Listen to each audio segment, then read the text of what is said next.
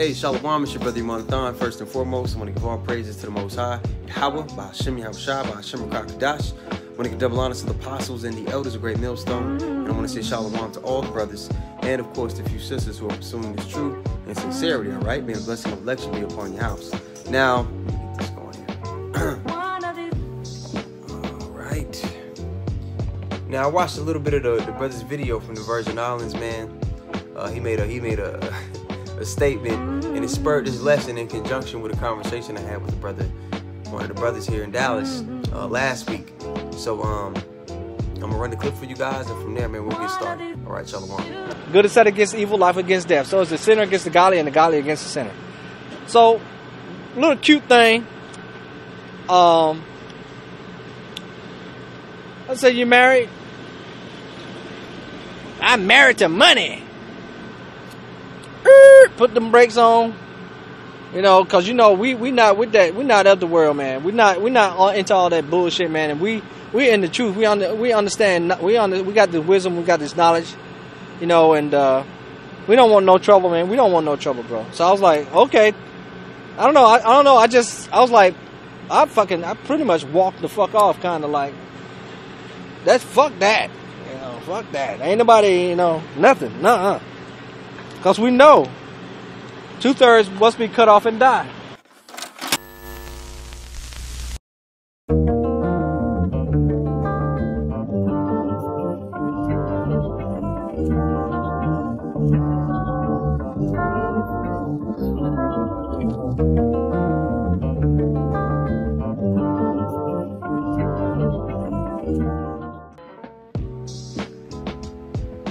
All right, so let's get straight to it. Now, when the woman said, I'm married to money, complete red flag. Just like the brother said, okay, the proper mind state that a man or a woman should have is to be building their riches in the kingdom of heaven, because we know this place is coming to an end. That woman, when society crashes, the dollar crashes, she's going to be willing to do whatever to still maintain some kind of lifestyle. And I guarantee, man, her lifestyle still ain't all that great. And like Elder Gabar says, man, women are accessories to power. Okay? Right now, the power lies with those who have sold out to this devil's agenda, who are completely lying with what he's trying to do, or the devil himself. You know, the earth was given into the hands of the wicked. So the women flock to that power structure and to those that cling onto it. We don't, right? But what's funny is the power structure is about to be flipped upon its heads. Soon it's going to come to pass where our hands is going to be in the necks of our enemies. Pastor Hart did a great lesson on that, a very edifying lesson on that earlier today. So the power is going to be with the Lord's men. That safe haven is going to be with the Lord's men. And a lot of women like this are going to get turned down by the Lord's men, because we're going to see that their demon level is just too high. Yeah, man, that's I told the brother when I was talking to him after camp in Dallas here this past week. That's why I was going to title this lesson. But it's Matthew 6:20. We'll start here.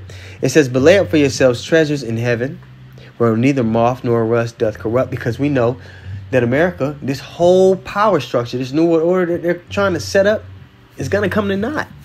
It's going to be destroyed and disannulled by our power, you see? "But lay up for yourselves treasures in heaven, where neither moth nor rust doth corrupt, and where thieves do not break through nor steal." A perfect example, you got everybody that's all in the crypto right now. Thieves are going to break through and steal that. In order for them to keep it or to make it something tangible, they're going to have to get in line with this devil. They're going to have to take the CHIP, the charagma, or it just might crash altogether and evaporate. You know what I mean? So, because this devil's going to have complete control over all the transactions that take place in the world. That's what his system is the foundation of it is based upon. And you get in cahoots with that, you're basically giving dominion of your soul over to this man. All right? But continuing on verse 21, it says, "For where your treasure is, there will your heart be also." And she said she was married to money. So she treasures money. She treasures the fiat currency here in this world, which is controlled by the wicked.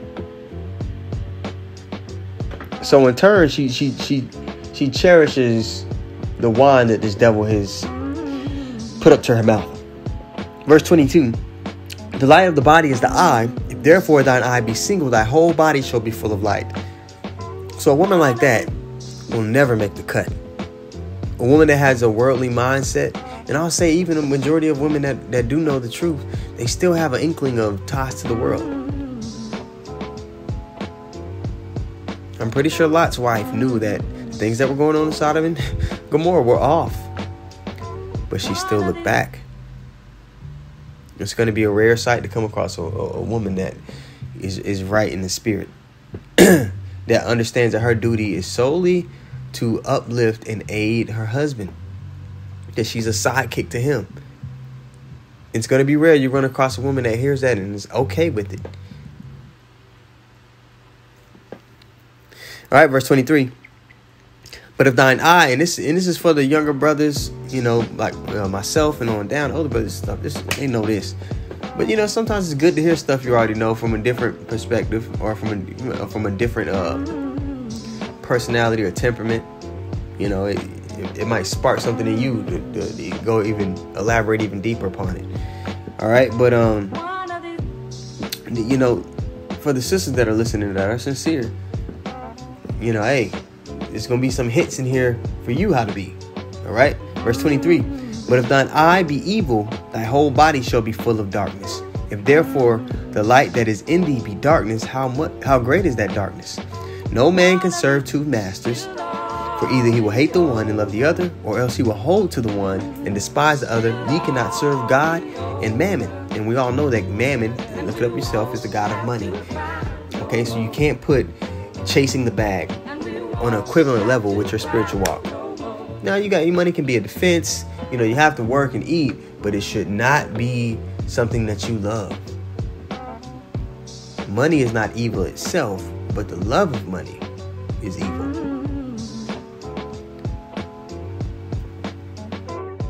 Here, see, it says, for the love of money is the root of all evil, which while some coveted after, they have erred from the faith.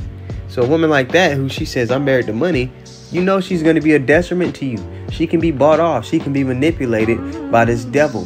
Why would you take her unto yourself, especially in this time when all the prophecies are right here playing out, when Jacob's trouble is right here on the horizon? You don't need somebody like that in your company. So the brother, he already knew off rip. Well, whoa, red flag that. Can't do that. He said, I just kept on walking. Kept on walking. And pierced themselves through with many sorrows. You don't need somebody like that amongst your company, man. Right now, you got to deal with people in the world, but you should be pulling back from there even more so as the time is getting close here. All right. Let's go to as a precept. So I'm giving you the ratio here that, is going to be far and in between when you find a woman that has the right mind. The majority of these women are going to perish, man. Talk about the 2/3. The majority of that 2/3 is the women. Right? So you must have that in mind, man. You don't need to be really giving your time and energy to the woman right now. If she's right, all right, if she's right in the spirit, she'll be giving her time and energy to you to help aid and be an attribute to you. And you should be giving your time and energy to your husband. How about Shemi Hawashai, right?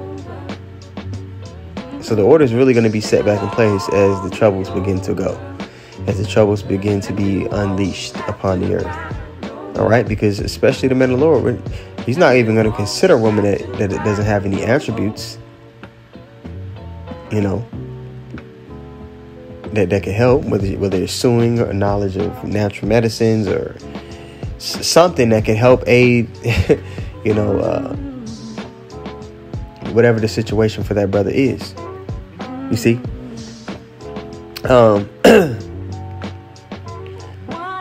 It's Ecclesiastes 7:28. Now I gotta scroll up here. The way this app is set up, it's not letting me scroll to the bottom of this chapter all the way. But this is Ecclesiastes 7:28. So it's giving you the ratio of righteous men and righteous women. All right. It says, which yet my soul seeketh, but I find not. One man among 1,000 have I found. So he's saying 1 out of 1,000 men have some spiritual, sense that their heart is after the Lord's heart. They're seeking to please him and offend less. 1 out of 1,000. And it goes on to say, but a woman among all those have I not found. So you might have to search 10,000 women to find one that has some sense. Now, we know there's women of the elect, so they have to be out there. But it's a rare thing to come by. It's going to be rare. So before, brothers are really even taking on women, majority of them are going to be dying first. All right? And the Lord's going to be keeping the women of the elect intact. And they'll eventually run across brothers. They'll run across men of the Lord because it's, it's going to be a thinning of the herd, so to speak. All right. So, I seen that clip that the brother put up here in the Virgin Islands, man. It brought back to mind this lesson I was thinking about. So yeah, the mindset a man should have. A woman's not in the ingredients right now. That'll come by default because the men of the Lord are gonna be a hiding place from the wind. Let's go get it.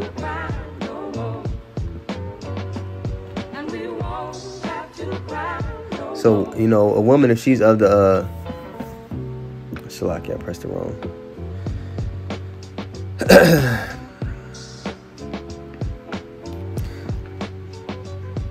A woman in this time should be praying to the Lord if she's able to be kept intact. Praying that, she's put in a situation to come across a man that could be a safe haven or to be protected or whatever his will may be for her. All right. But the women that are of the elect that are supposed to be saved and redeemed. OK, the Lord's going to have them come across a brother, someone that's sincere. We don't know how he's going to do it, man. The Lord is he's done some far out things when you read these scriptures, man. The Lord had Elijah run into that woman when he was on the run, and they thought they had their last meal, but when Elijah showed up, the meal was multiplied. Right? So we're stepping into the test, man. It's going to be scary, but at the same time, it's exciting, and we have that confidence that the Lord is going to be with us. All right, it's Isaiah 32:1. It says, behold, a king shall reign in righteousness, and princes shall rule in judgment. And the man shall be as a hiding place from the wind. That's the point. A man shall be as a hiding place from the wind, and a covert from the tempest, as the rivers of water in a dry place, as the shadow of a great rock in a weary land. So this is going to be the true currency, because the men that have, that protection, that hedge of protection from the Lord, that mark of exemption from judgment, like it talks about in Ezekiel, the 9th chapter, they're going to have stability within this time, which that's going to be where the true power lies. So the women, like I mentioned earlier, Elder Gabar always says that women are accessories to power. The true power is going to lie with the Lord's men, because they're going to be this hiding place from the wind. They're going to be that shadow of a great rock in a weary land.